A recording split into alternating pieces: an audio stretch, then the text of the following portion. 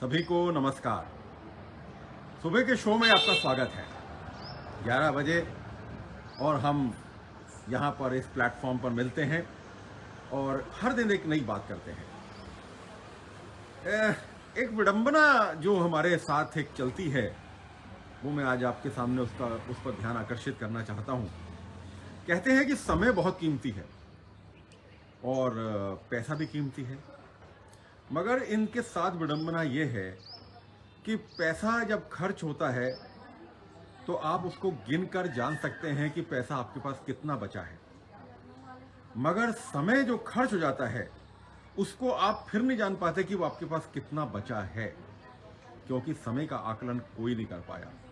कोई 110 साल जिंदा रहा, कोई 40 साल में चला गया, कोई 20 साल में चला गया। तो समय का आकलन हम नहीं कर पाते हैं कि हमारे पास कितना समय बचा है।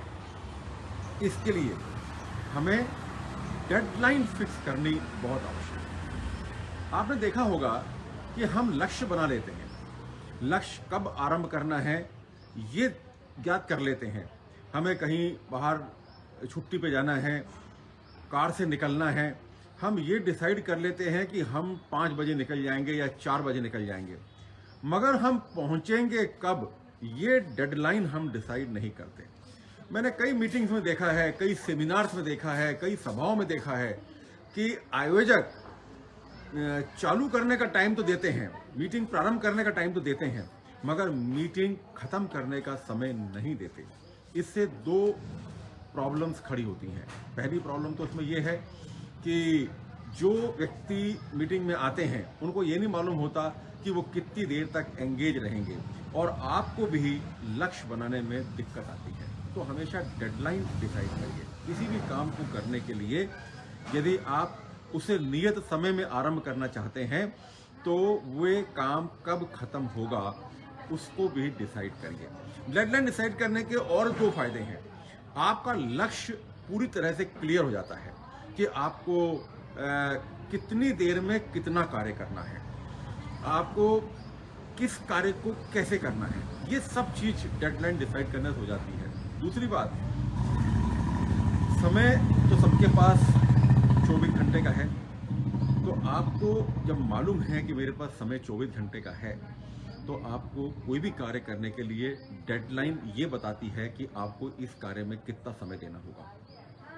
आज जैसे मेरे यहाँ एक मीटिंग है, मैंने उस मीटिंग का समय निर्धारित किया कि 11:30 बजे मीटिंग शुरू होगी और 1 बजे मीटिंग खत्म होगी। तो जब सबको मालूम है कि 1.5 घंटे की मीटिंग है, तो उस मीटिंग को प्रोडक्टिव बनाने के लिए हम सब पहले तैयारी करके आएंगे, और जो व्यर्थ की चर्चाएं मीटिंग के दौरान हुआ करती हैं उन चर्चाओं पर लगाम लगेगा, क्योंकि सबको मालूम है कि भैया 1 बजे मीटिंग खत्म हो जाएगी।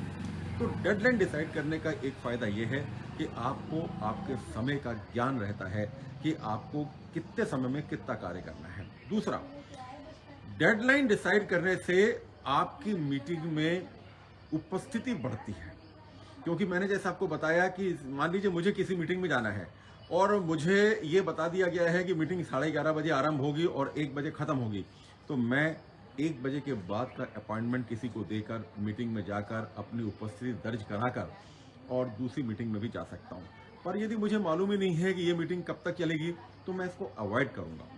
और जब डेडलाइन डिसाइड नहीं होती तो मीटिंग के आयोजक या मीटिंग के जितने भी पार्टिसिपेंट्स हैं वो व्यर्थ की बातों में अपना समय गंवाते हैं। तो डेडलाइन डिसाइड करिए। डेडलाइन आपको बहुत ही प्रोटेक्शन देती है, क्योंकि समय किसी का होता नहीं है, समय बचाना पड़ता है। समय की रिस्पेक्ट करनी पड़ती है। यदि हमने समय की रिस्पेक्ट नहीं की तो समय हमारी रिस्पेक्ट नहीं करता। इसलिए ध्यान रखिए, डेडलाइन डिसाइड करिए। और आज संडे का दिन, बहुत बढ़िया माहौल, ना ज़्यादा ठंड ना ज़्यादा गर्मी। आज सुबह प्रभात फेरियों में जाने का मौका मिला। बहुत अच्छा लगा किस तरह से धर्मावलंबी सुबह सवेरे के समय पूजा करते हुए, कीर्तन करते हुए गुरुद्वारे की तरफ बढ़ते हैं। एक ऐसा माहौल बनता है जिसे देखकर बड़ा गर्व महसूस होता है और अपने आप को अच्छा लगता है कि हम भी इस धर्म के अनुयायी हैं। तो बहुत बहुत धन्यवाद। कल पुनः मुलाकात होगी इसी प्लेटफॉर्म पर किसी नई बात के साथ। कल तक के लिए आपसे विदा लेता हूँ। Have a nice day.